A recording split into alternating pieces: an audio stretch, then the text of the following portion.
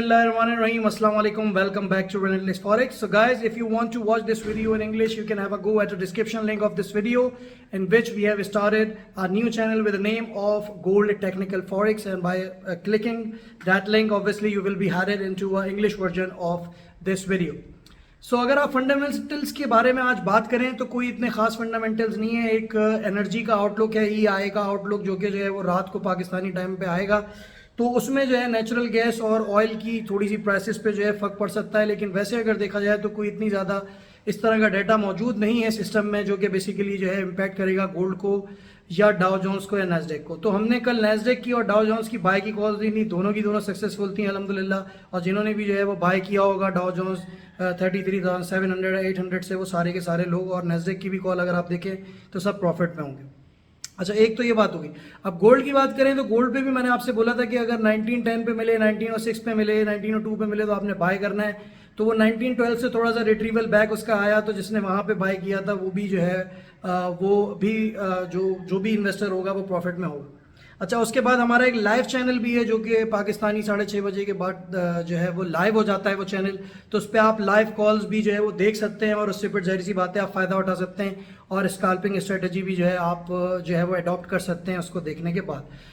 तो अब यहाँ पे एक सवाल ये आ रहा होगा कि कल हमने बोला था कि 1936 तक गोल्ड जा सकता है, और अभी जिस वक्त मैं वीडियो बना रहा हूँ तो गोल्ड 1938 पे है या 37 पे, यहाँ तक कि कैसे चला गया और क्या हुआ। देखें, जैसा कि मैंने आपसे बोला था, सबसे पहले क्योंकि एक लर्निंग चैनल है तो जाहिर सी बात है आपको पहले चीज़ों को लर्न करना पड़ेगा कि चीज़ें चल क्या रही हैं। कल जो फेड के जो मेंबर्स थे उन्होंने बेसिकली ये चीज़ बोली कि हम जो है वो फेड रेट्स बढ़ाएंगे तो, लेकिन फ्यूचर में अब हम जो है वो करीब जा रहे हैं कि हम अपनी जो मॉनेटरी पॉलिसी है उसको टाइटन ना करें। मतलब ये कि मजीद इंटरेस्ट रेट फ्यूचर में हो सकता है कि ना बढ़ें। अब depending on the CPI data which is coming out tomorrow, तो कल आएगा वो CPI डेटा जिससे पता चलेगा कि मॉनेटरी पॉलिसी जो है उसके क्या बेसिकली जो है वो डिसीजन होंगे in future after looking at the CPI data. तो ये एक बहुत इंपॉर्टेंट चीज़ है जिसने गोल्ड को थोड़ा सा बूस्टअप किया। लेकिन गोल्ड का एक सेल बन रहा है 36 से लेकर 39 तक, वहाँ से आप सेल लें और 19, 22 और 24 पे आप जो है वो प्रॉफिट बुक करके चले जाएँ।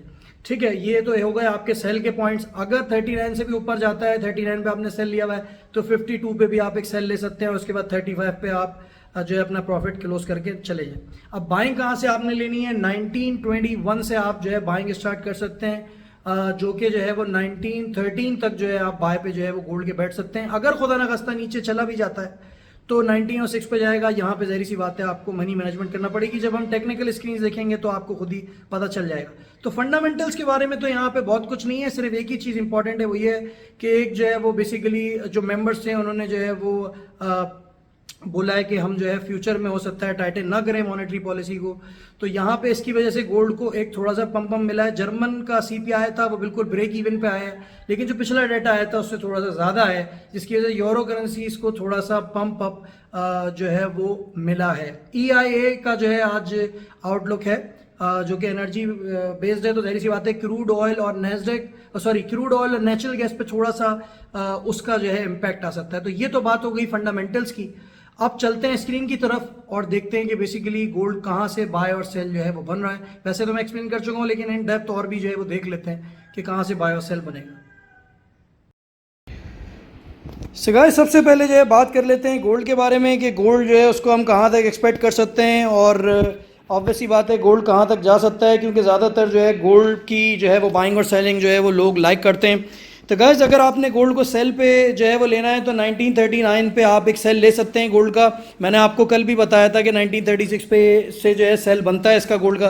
तो 1939 से लेके 1951 तक एक गोल्ड का फिर से जो है सेल बन रहा है, और बाइंग जो है आपने जो स्टार्ट करनी है वो 1921 से करनी है। अब ये यहाँ तक गोल्ड क्यों गया इसके बारे में ऑलरेडी हम डिस्कस कर चुके हैं, जब हमने वीडियो शुरू करी थी, तो उसको भी प्लीज़ जो है वो डिटेल में सुन लीजिएगा।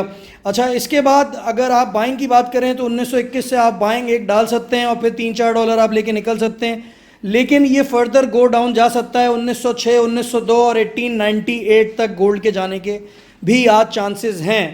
तो किस वजह से ये ऊपर गया है इसको मैं ऑलरेडी जो डिस्कस कर चुका हूँ। तो अगर कोई भी 4 आवर कैंडल आपकी जो है जो कि 7 बजे वाली है, जो 7 बजे क्लोज होगी पाकिस्तानी टाइम पे और 7:30 जो है वो इंडियन टाइम पे होगी, अगर वो 1932 से नीचे क्लोज हो जाती है तो उस सूरत में जो है वो ऑब्वियसली बात है 1935 से नीचे क्लोज हो जाती है, तो आप ये समझ लें कि गोल्ड थोड़ा सा नीचे प्रेशर वाइज जो है जा सकता है और 1922 तक जाने के उसके चांसेस हैं। तो बाइंग के लेवल हैं 1921, 1912 और 1906, और सेल के जो आपके हैं वो हैं 1938 से लेके 1951 और 52 तक। तो ये आपका जो है सेलिंग प्रेशर। लेकिन 1906 पे अगर आपको कहीं मिल जाए तो फिर आप अच्छे तरीके से इसकी जो है गोल्ड की बाइंग कर सकते हैं। तो ये तो हो गया गोल्ड का। अब ज़रा बात कर लेते हैं US30 की, कि US30 जो है वो कहाँ तक बेसिकली जा सकता है और उसमें क्या आप जो है एक्सपेक्ट कर सकते हैं। तो अगर आप डाउ जोन्स की बात करें तो अभी भी आप जो है वो डाउ जोन्स का एक सेल ले सकते हैं, मतलब 34,050 से लेके 34,100 तक एक डाउ जोन्स का जो है सेल बन रहा है। लेकिन आपने बहुत ही अगर जो है वो बहुत ही कोई मतलब इस तरह की ट्रेडिंग करनी है जहाँ पे कोई नुकसान ना हो, तो फिर मैं आपको मशवरा दूंगा कि 34,470 तक आप जो है वो डाउ जोन्स को जो है जाने दें और वहाँ पे एक सेल लीजिएगा 34,470 से लेके 34,550 तक 100 पिप्स का जो है वो प्रॉफिट बुक कर लीजिएगा, और जो है वो आपने 100 पिप्स का जो है स्टॉप लॉस भी उसमें लगाना है। बाइंग की अगर आप बात करें तो वही फिर से 33,700 से लेके 600 तक जो है वो बेसिकली जो है वो डाउ जोन्स की जो है वो बाय बनेगी। तो ये सारी चीज़ें हैं जो कि बेसिकली आपको देखना पड़ेंगी अगर आप जो है डाउ जोन्स के बारे में बात करें। तो बाइंग और सेलिंग लेवल मैंने दोनों यहाँ पे डिटेल में जो है बता दिए हैं आपको।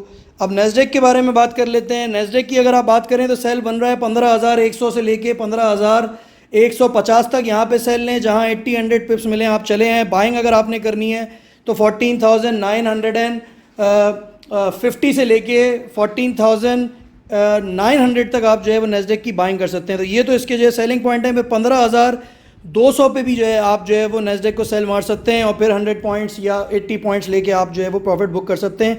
अभी जितनी भी अल्हम्दुलिल्लाह हमारी कॉल थी सारी अल्हम्दुलिल्लाह सक्सेसफुल हैं नेस्डेक के बारे में। जहाँ से हमने बाय बोला, जहाँ से सेल बोला, आप देख सकते हैं कि सारी एंट्रीज जो थी वो परफेक्ट थी।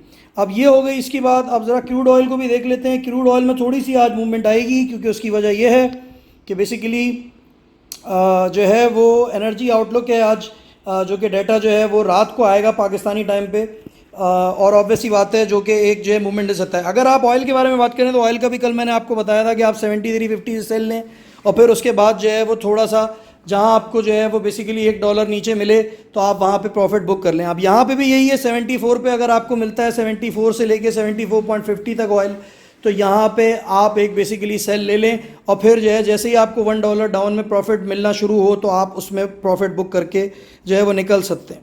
तो ये हो गया आपका गोल्ड का ऑयल का जो है एनालिसिस। तो thank you for watching this video guys और hopefully you have enjoyed it.